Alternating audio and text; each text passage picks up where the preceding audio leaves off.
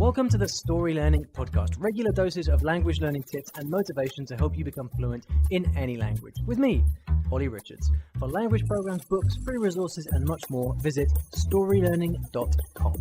Good morning, everybody. Welcome back to the I Will Teach You a Language podcast. This is it's a one-stop shop for language learning tips and advice and motivation. Twice a week, you get a new episode. Today, I'm going to do something a little bit different, and I'm going to talk a bit about what I'm up to in I Will Teach You a Language, in the business, in the, what I'm kind of moving towards, which is more like it's kind of like a publishing house in many ways. It's like creating material. There's been a lot of stuff happening recently that's been really well received. So what I thought I'd do is talk a little bit about behind the scenes and kind of what I'm working on when I'm not learning languages, especially my new conversations project, which is the main thing I'm working on this year, and it's gathering steam rapidly. So I thought I would tell you a little bit about what's going on with that. Now, one of the most important things you need to do when you're learning a language is to improve your listening. I'll be honest, over the years, since I kind of discovered that it's possible to learn languages quickly, I've actually neglected my listening skills. I've focused a lot on speaking, and I haven't always been as strong with my listening skills. And with languages I've learned like Spanish and French, like Romance languages that are close to English, I've managed to get away with it because through speaking a lot with people, your listening improves gradually and naturally. However, since I started learning Asian languages, so Japanese, Arabic, Cantonese, it's been a very different story, and I found that my listening skills have really lagged behind my speaking skills because there's just a lot of difference between the languages, lots of vocabulary you don't know, and so on and so forth. And so, as I have been studying my languages over the past few years, I've noticed that I've never really been able to find the material that I want to help me practice listening. Why not? Well, as a beginner, you've got lots of textbooks, right? You have textbooks with short, simple dialogues, something to listen to, I guess, and to kind of give you a bit of listening practice. But the problem with these kind of dialogues is that they exist to teach you a language point or a grammar point. So, for example, if you're learning Spanish, and in the first chapter of your textbook, you're going to get a little dialogue that teaches you how to say yo soy, tú eres, él es. I am, you are, he is. And the dialogue is written by the coursebook creator, and then they record the audio. That is not listening practice. All right, it happens to be recorded audio, but it's not for listening practice. It's to teach you a language point. And so this is the characteristic of most beginner language materials. Although there is listening material, it's very short. It might be 30 seconds or so. And it's only intended to teach you specific words and phrases or grammar, not to actually give you practice at the listening skill itself. Now, as you get more advanced in a language, you go out and you speak to people, you watch TV, you start to live the language. And through the sheer number of hours that you spend with the language, your listening improves because you have to listen a lot in order to function in the language. So you've got these two extremes. You've got the beginner's world, where you have short dialogues that are intended to teach you specific words.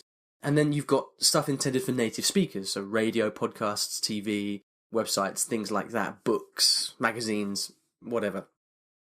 There is a huge gaping hole in the middle. Now, depending on the language you're learning, you can find material out there. So you might find a kind of, Spanish intermediate textbook in your local bookshop, which has dialogues there for study.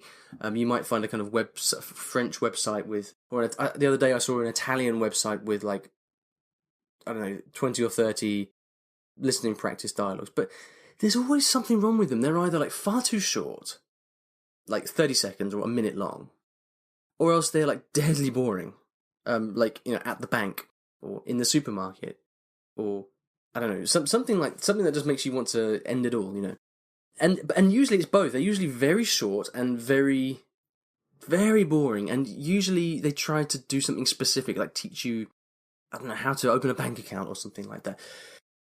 So although there are kind of scattered things out there, the huge thing in my mind that is missing from the language learning world is a kind of comprehensive resource for multiple languages at different levels, giving you targeted listening practice. Dedicated listening practice, I should say. What do I mean by that? I mean, so that, for example, if you're learning German and you are, say, A2, which is a kind of upper beginner, pre-intermediate level. Maybe you've been learning for, I don't know, 3 or 4 months or so. You can already kind of have a conversation. You've been through the beginner's material. What you want to be able to do is sit down with a listening track that is, say, 2 to 3 minutes long, so it's a good chunk of material, and you simply listen to what's going on.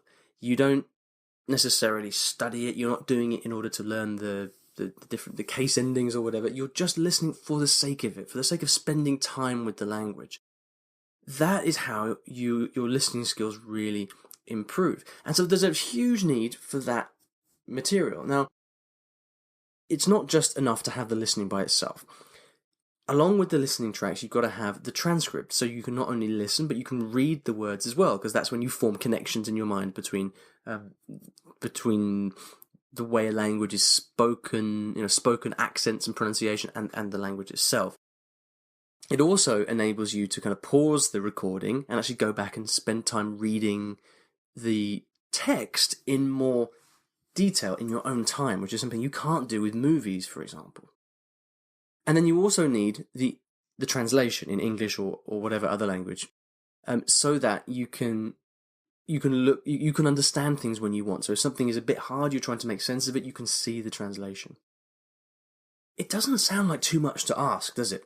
And yet, the lack of a kind of systematic resource, a comprehensive resource for that, I think is a huge problem for language learners, and it means that a lot of people get really frustrated. The number of people I meet who tell me like, I've been through all the beginner stuff, but I can't understand podcasts yet, and I'm so frustrated. You see the problem, right? It's fairly clear. And so what I want to do is like, whilst I acknowledge that there is stuff out there in different places, so whatever language you're learning, you can usually find something if you dig hard enough. What I want to create is a one-stop shop for dedicated listening practice in a bunch of different languages, so that whatever language you're learning, whatever level you're at, you can get the ideal material for you so that you can develop these really strong listening skills. Because when you develop strong listening skills, you understand native speakers. Man, I mean, that is powerful stuff. You don't get nervous anymore because you understand what's being said. You learn new vocabulary much more easily, which means you can use that in speaking as well. There's so many advantages. And so this is the story behind Conversations. Conversations is my new project, and it intends to fill this gap. Now, why is it called Conversations? It's called Conversations because you don't want to listen to any old stuff. You don't want to listen to John going into the bank to order a credit card. I mean, no one cares about that stuff. You want to be engaged and interested and inspired by what you listen to. So there is a need for story. Many of you have read my short story books on Amazon, which have been super popular. And one of the reasons that they're so popular is because of the power of story. When you read a story, even if it's in a language you're not so confident with, you're not so strong at, the story itself gives you the motivation and the impulse to keep going and to carry on. And so story is super powerful. So with Conversations, what I'm doing is creating one big story. It's going to be interesting. You're going to enjoy listening to it. You're going to want to listen more because you're going to be interested in the story. It's going to take place over, I think it's 20 different chapters, and it's all set at a specific level. So if it's at the A2, the pre-intermediate level, for example, all of these stories, all of the chapters of the story will be at that A2 level. So you're not going to hear all this crazy stuff coming out of nowhere that's too difficult for you. It's not going to be too easy beginner stuff. We're pitching it exactly at the A2 level. And the only difference, in fact, this is feedback that came from the testing group that we had on Facebook recently.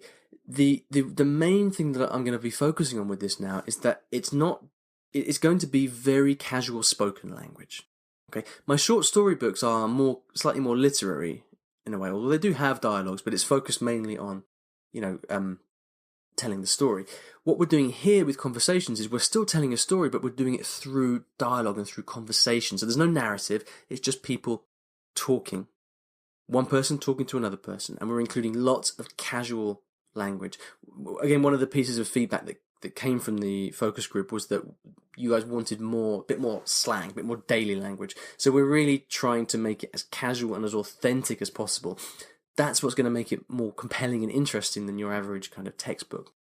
So this is what I'm making, and we've been going for a few months now, actually, behind the scenes. And I started off by actually creating the stories, or a few sample stories in English, and we've set the story in the UK.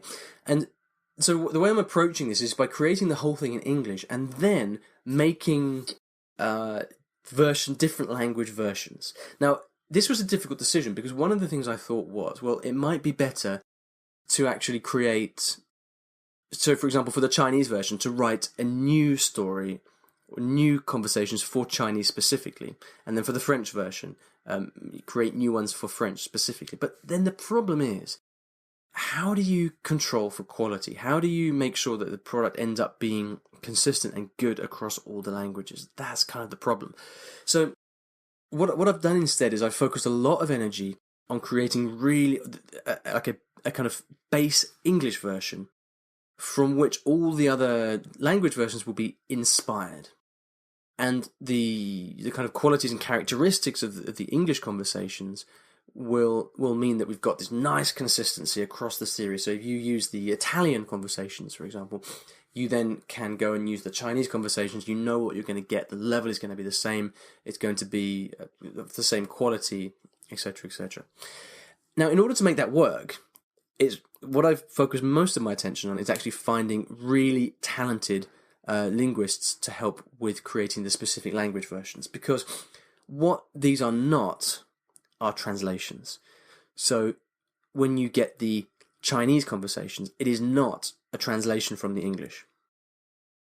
So what is it then? Well, what we've done is spent a lot of time working with the different linguists to create localized versions. The way I've been explaining this to people is much more like localization than translation. So whereas translation would copy everything that's said, localization means you make it appropriate to the local culture.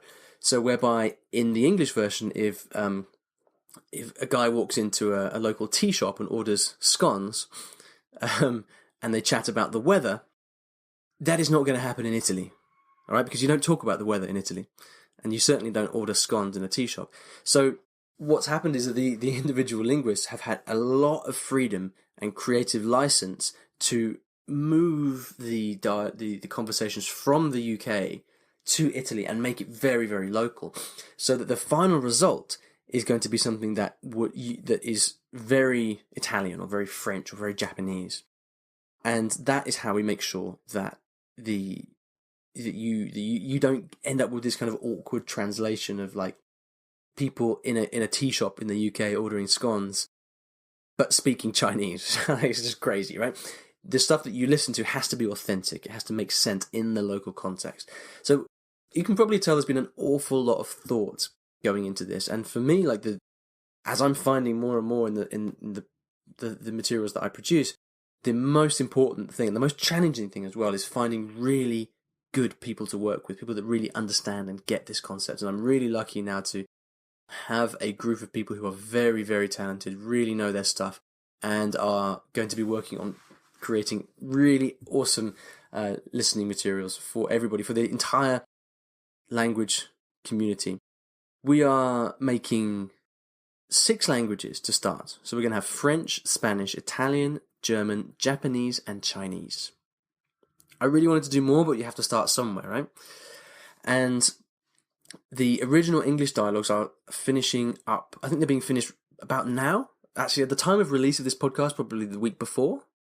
So as you're listening now, I think last week they will have been finished. So now we're finally starting the finished writing project, which is going to take place over the next few months, where the individual language conversations are going to be created, inspired by the English version.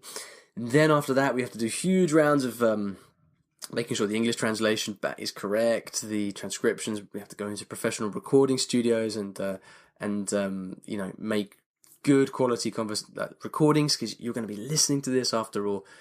And it's a lot of work. It's extremely expensive to produce, but I believe in this so much that I am hoping that you're going to like this as well, and you're going to find this valuable for your own learning. And if I can help people improve their listening skills in the language they're learning, then that will be a resounding success, and it will have all been worthwhile. So that's a little insight into what's going on. There will be opportunities to get involved in this before the official release date. So one thing I always like to do when I'm, well, with everything I do really, is to offer people who support what I do and follow what I do the opportunity to get in early, usually at a big discounted price. These are not going to be very expensive, this particular material. It needs to be, I want it to be accessible. But nevertheless, I will be giving you the opportunity to pick up a copy very, very cheaply, or maybe a bundle for, I don't know, I'm not exactly sure what it is, but something to basically say thank you for your support. I don't know what the details of that are yet. It'll be a couple of months still in the making. But if you would like to find out about that, make sure you are on my email list. So head over to iwillteachyoualanguage.com and enter your email in anything that pops up. I'll send you a bunch of cool articles as well for that. You could also join the Facebook group. So you could go to Facebook and search for Olly Richards Fluency Mastermind. If you're in the Facebook group there, you'll definitely get notified about that as well. So all in all, I'm really excited, and I hope you are too. That's all I've got for you today. Go and make sure that you are signed up to either the email list or the Facebook group, or ideally both. And that way you're going to get information about this when the time is right. And that's it. If you've got any comments about this, or any suggestions, or whatever it may be, feel free to go over and leave a comment on the show notes, iwillteachyoualanguage.com/episode 182. Thank you so much for listening, and I'll see you in the next episode of the podcast. Thanks for listening to today's episode. And here at Story Learning, everything that I do is powered by stories, whether that's writing books, teaching lessons, crafting courses. My mission is to help everyone succeed at learning a new language through the power of story. And we now have comprehensive language courses in over 15 languages, from Spanish to French, Korean to Japanese, and across all levels from beginner to mastery. And you can take a 7-day free trial of any of these programs by visiting storylearning.com/courses. I've poured my heart and soul into creating these courses over the last 10 or so years, and we've helped tens of thousands of new students achieve their dreams of learning a new language, all through the power of story. So go ahead and take a free trial. There's no commitment. You can try out our method for free, see if this can also be the breakthrough for you that it's been for so many other people. storylearning.com/courses.